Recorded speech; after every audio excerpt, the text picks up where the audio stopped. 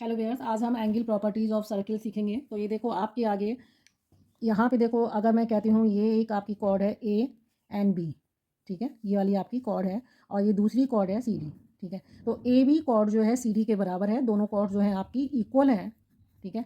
A B किसके बराबर है? सी डी के बराबर है। तो इन इक्वल कॉर्ड से जो भी सेंटर पर एंगल बनेगा वो एंगल क्या होगा? सेंटर आपका ओ है, तो एंगल ए ओ बी बराबर हो जाएगा एंगल सी ओ डी के। इट मीन्स हमारी एंगल प्रॉपर्टीज ऑफ सर्किल क्या कहती है? Equal chords of a circle. आप equal chords of a circle बोल सकते हैं या equal chords of congruent circle, ठीक है। कंग्रुएंट सर्किल कौन सा होगा? जिसकी रेडियाई जो है आपकी इक्वल होगी। तो equal chords of a circle subtend equal angles at centre of the circle, ठीक है। तो ये कॉर्ड्स हैं आपकी इक्वल हैं, ठीक है। ये वाली ए बी सी डी के बराबर है, तो इनसे जो भी ये एंगल बनेगा ये आपस में क्या होगा? इक्वल हो जाएगा, ठीक है। ऐसे ही आपकी आर्क की बात करते हैं, तो आर्क आपकी कौन सी है? ये वाली, ये एक आर्क ये है और एक आर्क ये है, ठीक है। तो आपकी कॉर्ड आपकी इक्वल है, ठीक है, यानी ए बी सी डी के बराबर है, तो इसकी जो आर्क है वो भी आपकी क्या होगी? इक्वल होगी। तो आप देखो बोल सकते हो, if two chords of a circle are equal, then their corresponding arcs are equal, ठीक है। आपकी कॉर्ड है ए बी जो सी डी के बराबर है, तो जब कॉर्ड्स आपकी इक्वल है, ये इसके बराबर है, तो आपकी जो आर्क है आपकी ये भी इसके बराबर हो जाएगी, ओके। ये इसके बराबर हो जाएगी। कॉर्ड्स इक्वल हैं तो इक्वल कॉर्ड्स की जो भी कॉरस्पॉन्डिंग आपकी आर्क होती हैं वो आपके बराबर हो जाएंगी। नेक्स्ट थ्योरम देखो, हम थ्योरम की अगर बात करते हैं तो आपका ये थ्योरम क्या कहेगा कि अगर देखो ये आपकी एक आर्क है पी एंड यहाँ पे है क्यू, ठीक है। इस पी और क्यू को मैं सेंटर ओ पे, ठीक है, यहाँ से इसको ज्वाइन कर देती हूँ। ये आपकी आर्क कौन सी है? पी क्यू, ये आपकी आर्क है और इस आर्क से जो भी सेंटर पे एंगल बन रहा है, ये वाला एंगल, ठीक है, इसको ध्यान दीजिएगा, ये एंगल जो बन रहा है इस आर्क से, तो सर्किल का रिमेनिंग पार्ट्स कौन सा है? ये वाला, ये सर्किल का रिमेनिंग पार्ट्स है, इसे मैं डॉट से दिखा देती हूँ, ये रहा।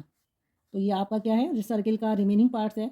तो इस आर्क से जो भी यहाँ पे रिमेनिंग पार्ट्स पर आपका एंगल बनेगा, इसको अगर मैं ऐसे ज्वाइन कर देती हूँ, तो ये एंगल ओ जो है पी ओ क्यू, ये वाला एंगल किसके बराबर हो जाएगा? जस्ट इस एंगल का डबल होगा। इसको आप मान लो सी, ठीक है। तो आप ऐसे भी लिख सकते हो एंगल पी ओ क्यू, ठीक है, ये किसका डबल होगा? Two angle P C Q के बराबर होगा। तो आप ये थ्योरम को लिख सकते हैं कि the angle subtended bye an arc, ठीक है। आर कौन सी आपकी? पी क्यू है, उससे पी क्यू से जो भी एंगल आपका बनेगा, ठीक है, at the angle subtended bye an arc at the centre is double the angle subtended bye it at the remaining part of the circle, ठीक है। तो यहाँ पे सेंटर पे इस आर्क से जो भी सेंटर पे एंगल बनेगा वो किसका डबल होगा? यहाँ जो रिमेनिंग पार्ट्स है, आप चाहें तो इसको भी ले सकते हैं, ये रहा, इसको इससे ज्वाइन कर सकते हैं, ठीक है, ये आपका डी हो जाएगा। तो आप इसको भी बोल सकते हैं कि एंगल पी ओ क्यू किसके बराबर हो जाएगा? एंगल ये टू डबल होगा जस्ट पी डी क्यू के, ठीक है। ये जस्ट इसका जितना भी ये होगा उसका जस्ट यहाँ पे डबल होगा। अगर ये एक्स है आपका तो यहाँ 2x होगा, ठीक है। तो ये यहाँ जो सेंटर पे एंगल बनेगा वो डबल कहलाएगा, ओके। देखो ये एक सर्किल है, इसका सेंटर क्या है? ओ है, और यहाँ पे देखो दो पॉइंट है ए एंड बी, ठीक है। अगर ए और बी को मैं ज्वाइन कर देती हूँ तो ये आपकी क्या बन जाएगी? कॉर्ड बन जाएगी। तो आप यहाँ लिख भी सकते हैं ओ क्या है? आपका सेंटर है, और ए बी क्या कहलाएगी? आपकी कॉर्ड कहलाएगी, ठीक है। और इतना एरिया, ठीक है। अगर आप ये वाला एरिया देखते हैं, देखो ये वाला सर्किल का पार्ट देखते हैं, तो ये आपका क्या कहलाता है? ये आपका आर्क है, ठीक है। तो ये आपका आर्क कहलाएगा। अब कॉर्ड जो है आपकी इस सर्किल को दो पार्ट्स में डिवाइड करती है, दो सेगमेंट्स में, ठीक है। ये जो आपका इस कॉर्ड से आर्क तक का एरिया है, ये जिसे मैंने आपका देखो रेड कलर कर दिया है, ठीक है। तो ये पोर्शन क्या है आपका सेगमेंट है, ये माइनर सेगमेंट कहलाएगा। और बाकी जो आपका इतना पोर्शन है सर्किल का, जो रिमेनिंग पार्ट्स है उससे जो भी पार्ट्स ये बन रहा है सेगमेंट, इसे आप क्या कहते हैं, मेजर सेगमेंट। तो यहाँ देखो ये जो सेगमेंट्स है ये आपका कौन सा है, मेजर सेगमेंट है, ठीक है, मेजर सेगमेंट।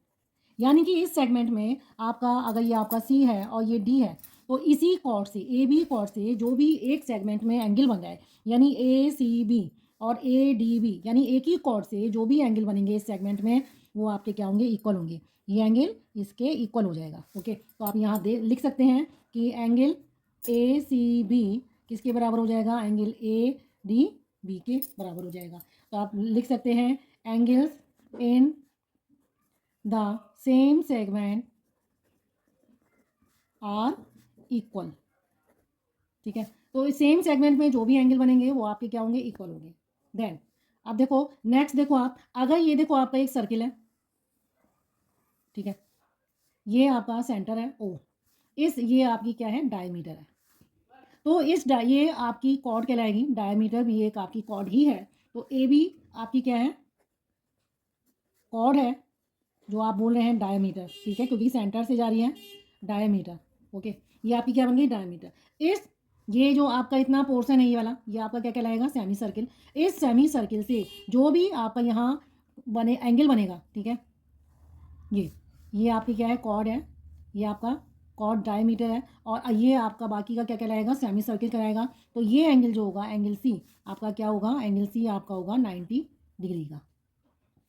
ऐसे देखो व्यूअर्स, ये आपका सेंटर ओ है, ए और बी आपकी क्या है, अगर ए को बी से ज्वाइन करती है इस लाइन सेगमेंट को, तो ये आपकी ए बी क्या कहलाएगी, ये कॉर्ड कहलाएगी, ठीक है। और इस कॉर्ड से ए बी से, ये देखो ए बी जो है कॉर्ड है, इस पूरे सर्कल को दो सेगमेंट में डिवाइड कर रही है। एक सेगमेंट तो आपका ये वाला है, ठीक है। तो ये माइनर सेगमेंट है और मेजर सेगमेंट है। तो मेजर सेगमेंट में देखो एक ही सेगमेंट में एक एंगल ये है, ठीक है, इसे आप सी समझ लो, ये आपका डी है।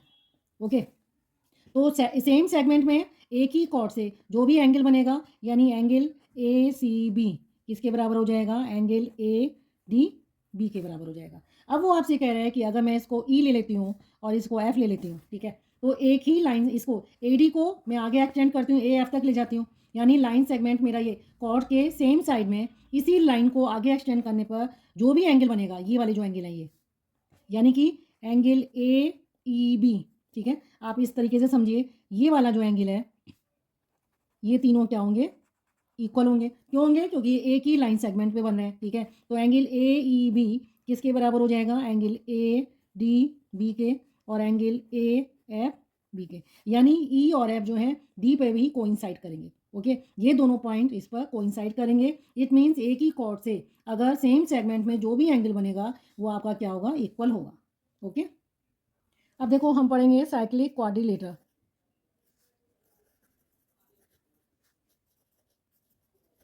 ठीक है। तो ऐसा क्वाड्रिलेटर जिसकी मान लो, अगर आपका देखो एक ये है क्वाड्रिलेटर,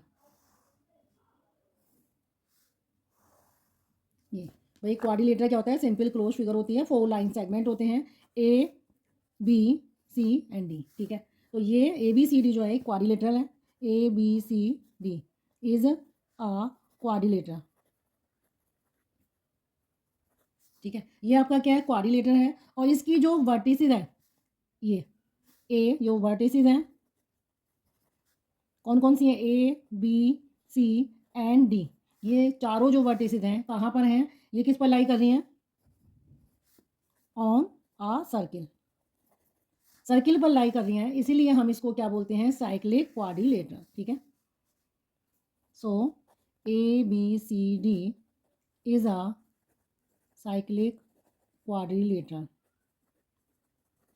जो 4 वर्टिसेस हैं ये सर्किल पर ही लाई कर रही हैं, इसलिए इसको हम क्या बोलते हैं, साइक्लिक क्वाड्रिलेटर बोलते हैं। और साइक्लिक क्वाड्रिलेटर की प्रॉपर्टी होती है, ये जो अपोजिट एंगल है, एंगल ए एंगल सी, अगर मैं इनका सम करती हूँ तो ये 180 के बराबर आएगा। ऐसे ही हम इसको सम करेंगे, angle B plus angle D, इनका सम कितना आएगा, 180 डिग्री का आएगा। तो ये आपका क्या है, साइक्लिक क्वाड्रिलेटरल है। ओके।